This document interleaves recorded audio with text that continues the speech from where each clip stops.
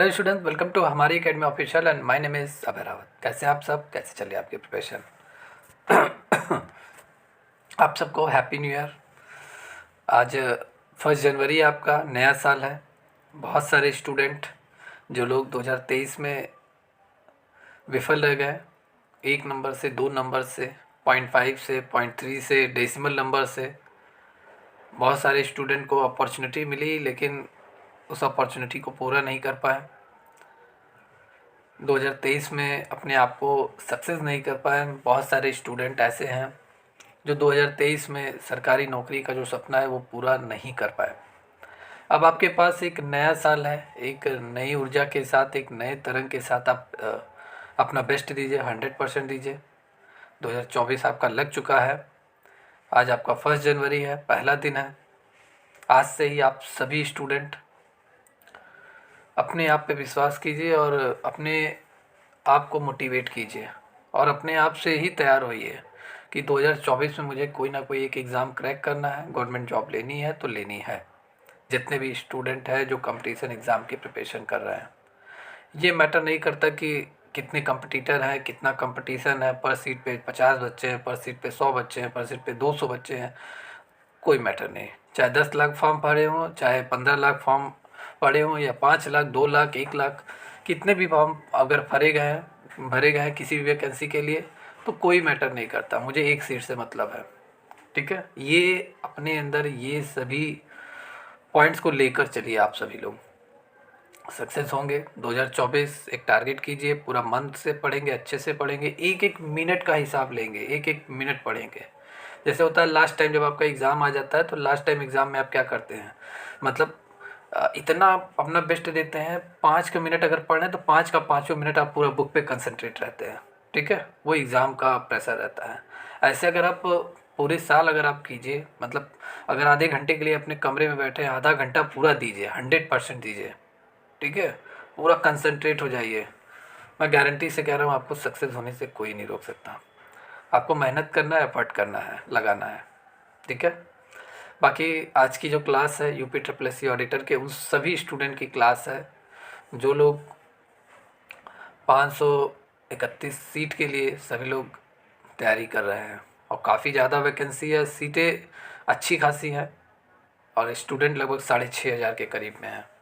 और बहुत सारे स्टूडेंट इसमें ऐसे भी होंगे जो रेगुलर प्रिपरेशन नहीं करते हैं, तो आप सभी के लिए काफ़ी समझ लीजिए अपॉर्चुनिटी बन जाती है। जो लोग कॉमर्स के सेक्शन को क्लियर करेंगे, 100% मेरिट में उनका नाम आएगा, क्योंकि कॉमर्स ही नैया पार करेगा। आपका कॉमर्स एग्ज़ाम काफ़ी हार्ड लेवल का आने वाला है।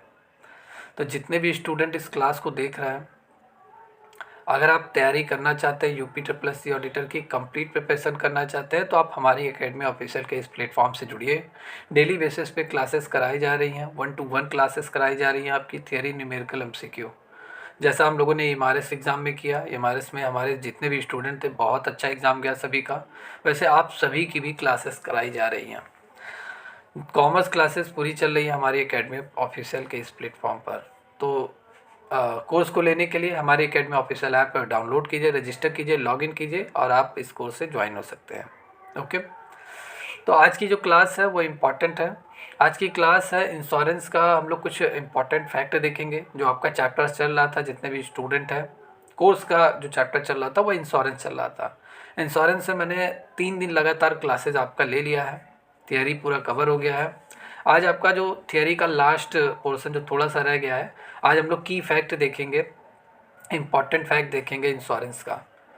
1 लाइनर है, ये इंपॉर्टेंट है, एग्जाम में आता है। इन सब के साथ साथ एमसीक्यूज़ वगैरह भी आज हम लोग कवर करेंगे कुछ। आज की क्लास हम यहाँ पे स्टार्ट करते हैं। Today the first question is important fact जो है आपका। फर्स्ट फैक्ट है, अगर आपसे कोई पूछेगा कि भारत में जीवन बीमा का राष्ट्रीयकरण कब किया गया, मतलब लाइफ इंश्योरेंस इन इंडिया, जो लाइफ इंश्योरेंस है भारत में, उसको नेशनलाइज कब किया गया, मतलब वॉज नेशनलाइज, तो आपका आंसर होगा 19 फरवरी 1956 को जीवन बीमा मतलब लाइफ इंश्योरेंस को पूरी तरीके से राष्ट्रीयकृत कर दिया गया, नेशनलाइज कर दिया गया, मतलब पूरी तरीके से सरकार के अधीन कर लिया गया। सरकार, गवर्नमेंट ने इसे पूरी तरीके से गवर्नमेंटेड कर दिया, सरकारी कर दिया। ठीक है, तो नेशनलाइजेशन कब हुआ, डेट याद कर लीजिए, 19 फरवरी, ईयर 1956। साधारण बीमा का राष्ट्रीयकरण कब हुआ? तो इसका राष्ट्रीयकरण 20 फरवरी, ठीक है, 1972, मतलब 20 फरवरी 1972 को जनरल इंश्योरेंस, ठीक है, वह नेशनलाइज हुआ था आपका। ओके। एश्योरेंस शब्द का मतलब क्या होता है? ठीक है, द टर्म एश्योरेंस, तो इसका मतलब होता है for equality life insurance. Okay, मतलब सामान्यतः जीवन बीमा के लिए ये इस वर्ड को यूज़ किया जाता है। ठीक है, लाइफ इंश्योरेंस के लिए आपका कौन सा वर्ड यूज़ किया जाता है? एश्योरेंस। ठीक है, एश्योरेंस, ये वन लाइनर है, बहुत बार एग्जाम में आया हुआ है। अगर आप प्रीवियस ईयर पेपर कॉमर्स का उठाएंगे आपको ये मिल जाएगा। इंश्योरेंस का प्रयोग किसके लिए होता है? तो इंश्योरेंस का प्रयोग, शब्द का जो प्रयोग होता है वह साधारण बीमा के लिए प्रयोग किया जाता है। मतलब जनरल इंश्योरेंस के लिए आपका इंश्योरेंस शब्द का प्रयोग किया जाता है, जनरल इंश्योरेंस। मैंने आपको क्लास में पढ़ा रखा है, life insurance, general insurance. General insurance मतलब किसी का भी इंश्योरेंस, आपके कार का इंश्योरेंस, बाइक का इंश्योरेंस, ठीक है, आपके कंपनी का इंश्योरेंस, आपके फैक्ट्री का इंश्योरेंस, आपका लैपटॉप का इंश्योरेंस, किसी का भी इंश्योरेंस, आपके गाय का इंश्योरेंस, मतलब आपका एनिमल अगर आपने पाला है उसका भी इंश्योरेंस होता है, गवर्नमेंट कराती है। गाय गोरू का भी इंश्योरेंस होता है। ठीक है, समुद्री मतलब मेरीन इंश्योरेंस आपका हो गया, फायर इंश्योरेंस आपका होता है, आग से अगर आपके घर में कुछ नुकसान होता है उसका भी इंश्योरेंस होता है। ओके, तो ये आपका कुछ इंश्योरेंस होता है, ये जनरल इंश्योरेंस होता है। लाइफ इंश्योरेंस आपकी लाइफ का होता है। इसमें बहुत सारे इंश्योरेंस होते हैं, जैसे आप LIC में जाएंगे बहुत तरह की पॉलिसी आपको मिलेंगी। ठीक है, जैसे जॉइंट इंश्योरेंस पॉलिसी जिसमें हस्बैंड वाइफ का होता है। ठीक है, और भी बहुत सारे इंश्योरेंस है, मैंने क्लास में पढ़ा रखे हैं, आप सभी लोग क्लास ज्वाइन कीजिए। ओके, चलिए नेक्स्ट क्वेश्चन है, नेशनल इंश्योरेंस कंपनी लिमिटेड, ये कहाँ पर है? ये कोलकाता में आपका है, national insurance company limited. Okay, one liner है, फैक्ट है, इंपॉर्टेंट है, आपके एग्जाम में पूछा जा सकता है। Okay, India international insurance private limited, ये कहाँ पर है? India insurance limited private limited, ये आपका सिंगापुर में है। कहाँ पर है? सिंगापुर में है। और अगर हम इसी में एक और क्वेश्चन यहाँ पे बात करें, यहाँ थोड़ा सा स्पेस देना चाहिए था ऑपरेटर को, लेकिन स्पेस दिया नहीं उसने। New India insurance company limited, ये कहाँ पर है? ये मुंबई में है। ठीक है, India international insurance private limited, ये आपका सिंगापुर में है। इंडिया लगा है लेकिन India international insurance private limited Singapore में, ये मतलब है आपका। ठीक है, ये जो कंपनी है इंश्योरेंस की, ये सिंगापुर में है। लेकिन अगर मैं कहूँगा न्यू इंडिया, उसके आगे न्यू ऐड कर दीजिए, न्यू इंडिया कंपनी लिमिटेड, तो ये मुंबई में आपका है। ओके, या चलिए, अब यहाँ पे मैंने क्लास के पहले दिन कहा था बहुत सारी इंश्योरेंस कंपनियाँ इंडिया में आ गई हैं, सभी कंपनियाँ इंश्योरेंस कराती हैं। कोई भी प्रोडक्ट आप खरीद रहे हैं आपको इंश्योरेंस कराए बिना नहीं आपको भेजा जाता है। तो बहुत सारी चीज़ें हैं। ठीक है, बहुत सारी कंपनियाँ हैं जो आपकी हेल्थ इंश्योरेंस लेकर आती हैं। ठीक है, तो बहुत सारी हैं। उसमें 2000 के बाद से कौन सी जीवन बीमा कंपनियां भारत में आई, मतलब लाइफ इंश्योरेंस, आपकी लाइफ का जो इंश्योरेंस करती हैं कंपनियां, बहुत सारी कंपनियां हैं जो 2000 के बाद से आई आपका। ठीक है, लाइफ इंश्योरेंस कंपनीज कौन कौन सी हैं? सबसे पहले HDFC आपका हो गया, HDFC standard life insurance company limited. Second है आपका ICICI prudence life insurance corporation limited. Okay, SBI life insurance corporation limited, ये भी थर्ड आपका है। SBI भी अब आपका इंश्योरेंस करवाता है, 20 लाख का इंश्योरेंस SBI देता है। अगर आपको कुछ हो जाता है तो अगर आपने इंश्योरेंस कराया हुआ है SBI की तरफ से, तो आपको 20 लाख का इंश्योरेंस आपकी फैमिली को मिलेगा। ठीक है, तो ये आपका हो गया। Birla sun life insurance corporation limited, Allianz Bajaj life insurance company limited. Okay, corporation limited या company limited. Max new life insurance company limited and Aviva life insurance company limited, India PVT limited. तो ये सारी आपकी क्या हैं? इंश्योरेंस कंपनियां हैं।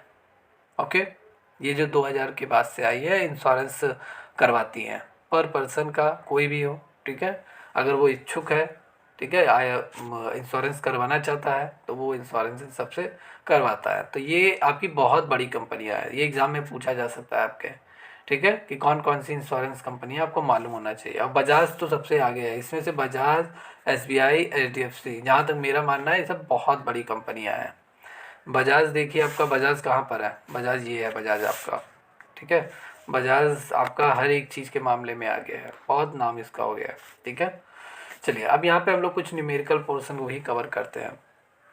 तो एवरेज इंश्योरेंस लेटर, औसत बीमा पत्र, इससे आपके न्यूमेरिकल्स आपके आते हैं। तो औसत बीमा पत्र मतलब एवरेज इंश्योरेंस लेटर आपका क्या होता है?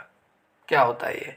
देखिए ये जो आपका होता है, ये आपका एक ऐसा फॉर्म होता है जो फायर इंश्योरेंस लेटर हम कह सकते हैं। ये एक फायर इंश्योरेंस लेटर आपका होता है, यह अग्नि बीमा पत्र का एक रूप होता है। मतलब this is the form of fire insurance letter आपका होता है।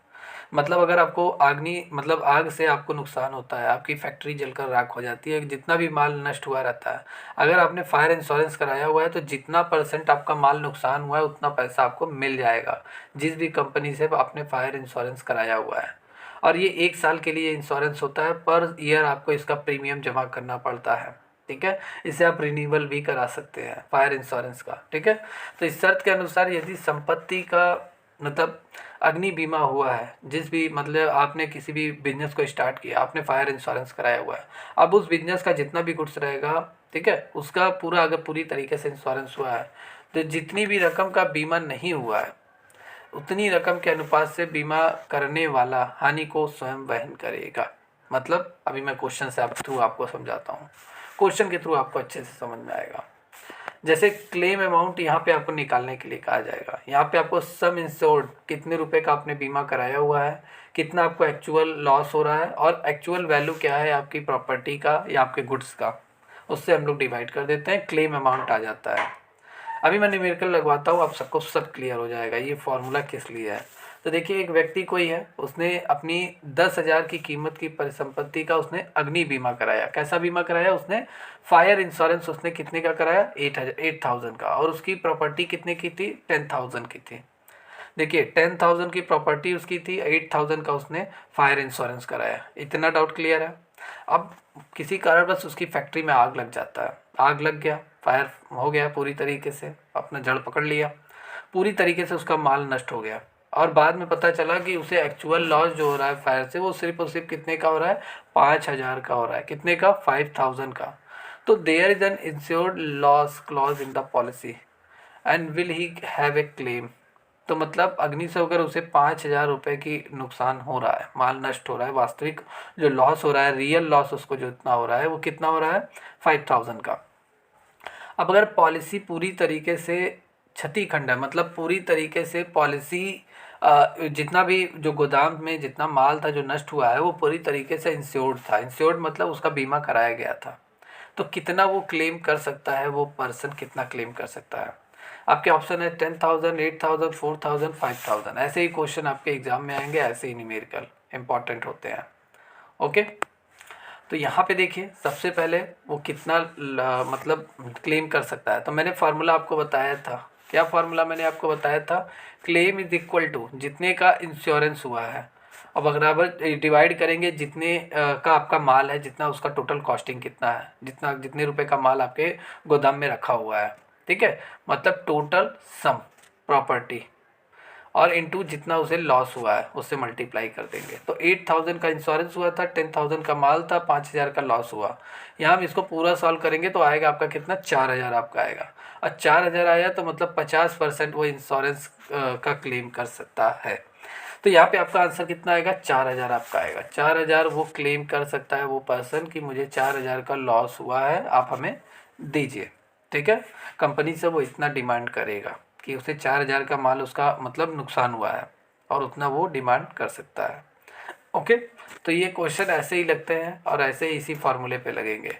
तो आपको इतना ये फार्मूला आप अलग से कहीं अपने कॉपी में नोट्स बना लीजिए, इस पर एक दो बार क्वेश्चन प्रैक्टिस करेंगे, सब डाउट क्लियर हो जाएगा।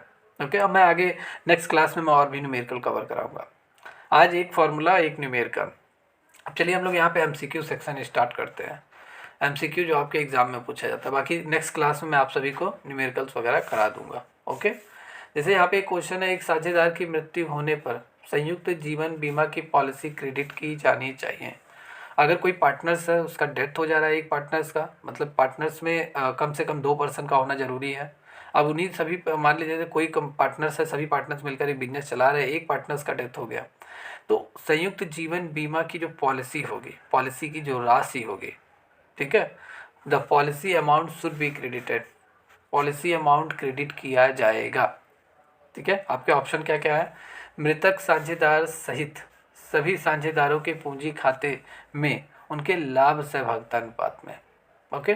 या बचे हुए साझेदार के पूंजी खातों में लाभ सहभागितान पर, या बचे हुए साझेदार जितना भाई एक की डेथ होती है बाकी सब तो बचे ही रहेंगे, उनके पूंजी खातों के समान रूप में, या मृतक साझेदार सहित सभी साझेदारों के जितना पूंजी खाता है उसके पूंजी अनुपात में। पूंजी खाता मतलब कैपिटल अकाउंट, आप समझ रहे हैं, कैपिटल अकाउंट, ठीक है। यहाँ इंग्लिश में थोड़ा हम लोग देखते हैं, इन the profit share ratio in the capital account of the remaining partners, मतलब जितने पार्टनर्स बचे हैं जिनकी जो अभी जिंदा है, ठीक है, जिसकी डेथ हो गई है उसकी नहीं, तो जितना वो सभी कैपिटल ला कर जितने बिजनेस स्टार्ट किए थे, ठीक है, उसी जितने जितना कैपिटल कहते हैं, कोई 10 लाख लेकर आए, कोई 5 लाख, कोई 8 लाख लेकर आए, कोई 6 लाख लेकर आए, तो उन जितना जितना लोग कैपिटल लेकर आए उसी के रेशियो में बात कर रहा है, ठीक है, कि प्रॉफिट शेयर किया जाएगा। समझ में आ रहा है। Equally in the capital account in the remaining partner, या जितने बचे पार्टनर्स हैं उनके कैपिटल जितना भी उनकी पूंजी खाता है उसका इक्वल इक्वल, ये कह रहा है, ठीक है। लेकिन यहाँ पे आपका परफेक्ट आंसर क्या होगा, आपका परफेक्ट आंसर होगा A, the excess in the capital account of all the partners including the deceased partner in their profit sharing ratio.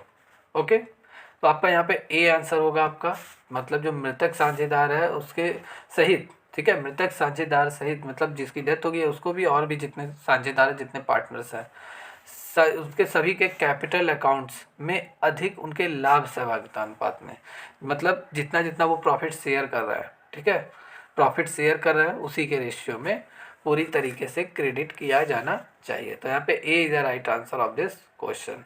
Okay, या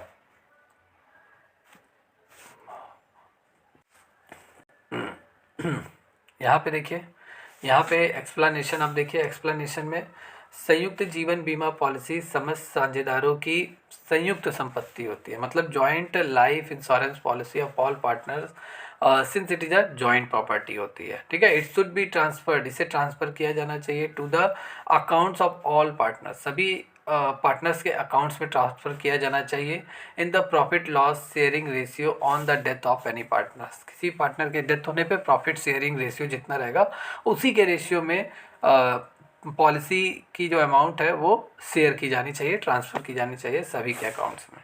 तो ये is the right answer of this question. National insurance company limited कहाँ पर है, where is the national insurance company limited, अगर ये पूछा जाएगा वन लाइनर, ऐसे ही क्वेश्चन आपके एग्जाम में आएंगे, कुछ इजी रहेंगे कुछ डिफिकल्ट आपको मिलेंगे, तो आप बस याद कर लीजिए नेशनल इंश्योरेंस कंपनी लिमिटेड ये आपका कोलकाता में है, तो A is the right answer of this question, national insurance company limited Kolkata में है।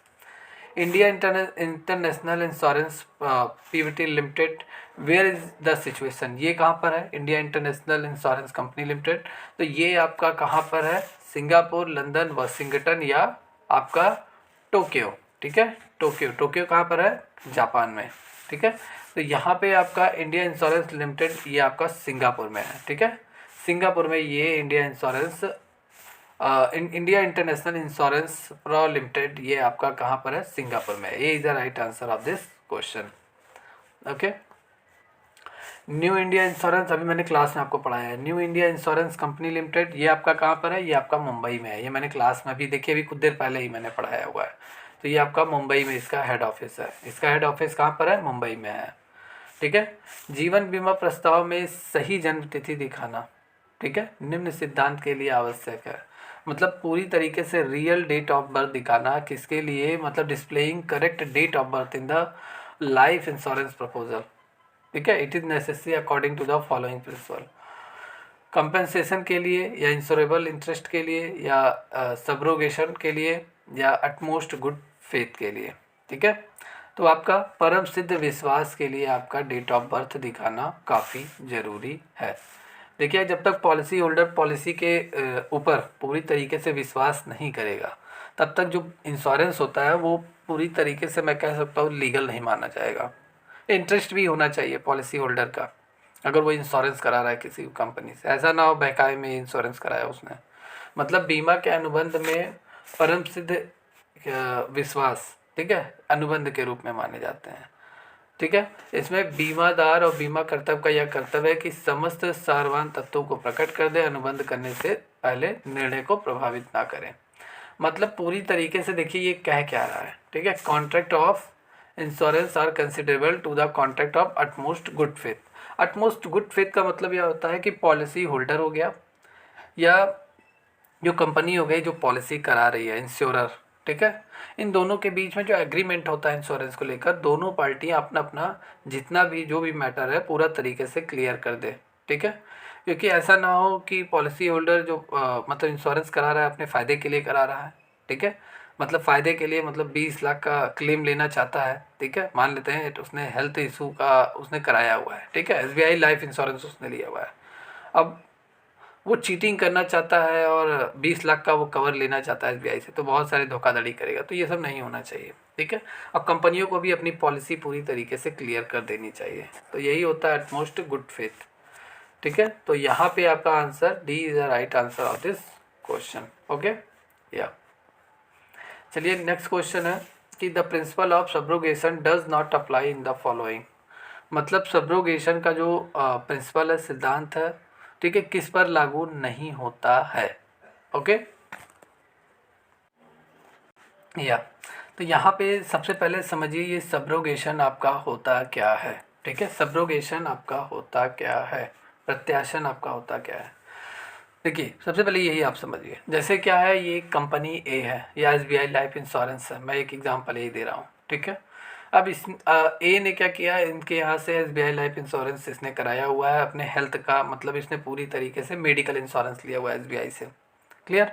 अब बी क्या करता है, ए को आके पूरी तरीके से ठोक देता है गाड़ी चलाते हुए, और ए क्या होता है, पूरी तरीके से जख्मी हो जाता है, पूरा इंजर्ड हो जाता है, ये अस्पताल में जाता है, इसका 5 लाख का पूरी तरीके से खर्चा आता है।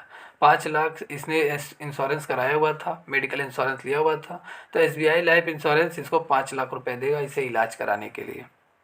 और SBI लाइफ इंश्योरेंस इस 5 लाख अपने जेब से तो दे देगा, लेकिन इसकी भरपाई किससे करेगा, जिसने ठोका हुआ है उससे, मतलब बी से जाएगा, इससे पैसे वसूल करेगा, इसके लिए उसे कोर्ट कचहरी कुछ भी करना पड़ेगा, ये जाएगा बी से पैसे पूरी तरीके से वसूल करेगा, यही होता है सब्रोगेशन। मतलब किसी भी सेकंड पार्टी को जो इंश्योरेंस का पेमेंट रहता है वो थर्ड पार्टी जिसने भी नुकसान कराया हो उससे भरपाई वो कंपनी करवाती है, बीमा करता करवा। आपका राइट आंसर क्या होगा, the principle of subrogation does not apply in the following. तो लाइफ इंश्योरेंस पे ये अप्लाई नहीं होता है, बाकी आपके फायर इंश्योरेंस पे अप्लाई होता है, डिपॉजिट इंश्योरेंस पे एंड थेफ्ट इंश्योरेंस पे आपका ये अप्लाई होता है, ठीक है। जैसे अगर फायर इंश्योरेंस, जैसे आग लग गया, अब आग लगने के बाद जितना भी आपका माल बचेगा, जैसे ए है, ए का लगभग 10 लाख का माल पूरी तरीके से जल के राख हो गया, कंपनी से इसने इंश्योरेंस कराया होता है इस सभी गुड्स का, कंपनी ने इन सभी को पे कर दिया। अब जितना भी माल जो जल चुका है उस पर इसका ए का राइट्स नहीं रहेगा, वो कंपनी का राइट्स रहेगा, कंपनी जले हुए माल का कुछ भी करेगी लेकिन अब कंपनी का वो राइट्स रहेगा, ठीक है। चोरी बीमा, चोरी वोरी अगर होता है तो अगर इंश्योरेंस वगैरह हुआ है, जैसे बाइक आपकी चोरी हो गई, अब कंपनी से आपने इंश्योरेंस कराए हुए, आपको इंश्योरेंस का क्लेम तो मिल जाएगा, लेकिन वो चोरी किया हुआ जो बाइक रहेगा उसे बरामद करने के बाद, ठीक है, कंपनी जाहिर सी बात है बहुत तरीके अपनाएगी, बाद में उसकी भरपाई कंपनी जिसने भी चोरी किया हुआ उससे करेगी। तो यहाँ पे आपका A is the right answer of this question, जीवन बीमा पे लागू। चलिए नेक्स्ट क्वेश्चन है, समुद्री बीमा में शुद्ध प्रीमियम का प्रतिशत, मतलब मेरीन इंश्योरेंस में जो परसेंटेज है नेट प्रीमियम, जितना भी प्रीमियम आप जमा करते हैं अगर आपने मेरीन इंश्योरेंस लिया हुआ है, ठीक है, उसका कितना प्रतिशत, कितना परसेंट, विच इज़ पेड, ठीक है, which is paid unexpired risk, जो पे किया जाता है अनएक्सपायर्ड रिस्क के लिए इस वो कितना है, ठीक है, 100% इसका राइट आंसर होगा, D is the right answer of this question, okay. 100% का आपका पूरा क्लेम मिलेगा, ओके।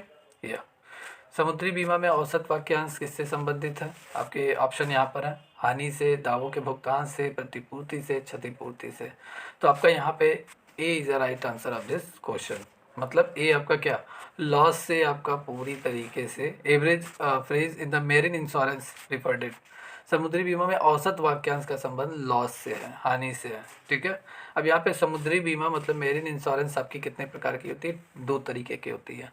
एक में क्या होगा, आपको पूरा टोटल लॉस हो जाएगा, और सेकंड में क्या होता है, आपको एवरेज लॉस होता है, ठीक है, एवरेज लॉस, थोड़ा बहुत लॉस होता है। तो आपका यहाँ पे मेरीन इंश्योरेंस 2 टाइप्स के आपके हो जाएंगे, ओके। या चलिए नेक्स्ट क्वेश्चन है, सामूहिक रूप से जोखिम उठाना ही बीमा है, यह किसका कथन है, किसने कहा है, ये स्टेटमेंट बहुत बार पूछा जाता है आपके एग्जाम में। तो बहुत सारे यहाँ पे ये जो हैं ऑथर्स हैं इनके यहाँ पे दिए गए हैं स्टेटमेंट, ठीक है, इनके नेम दिए गए हैं, और ये स्टेटमेंट किसका है, तो ये स्टेटमेंट सर विलियम, ठीक है, बेब्रिज का है। इन्होंने ये कहा है कि सामूहिक रूप से जोखिम उठाना ही क्या है, बीमा है। मतलब taking risk collectively is insurance. और हुज सेड, तो ये आपका विलियम बेब्रिज ने कहा है। ओके, बेब्रिज का ही ये स्टेटमेंट था।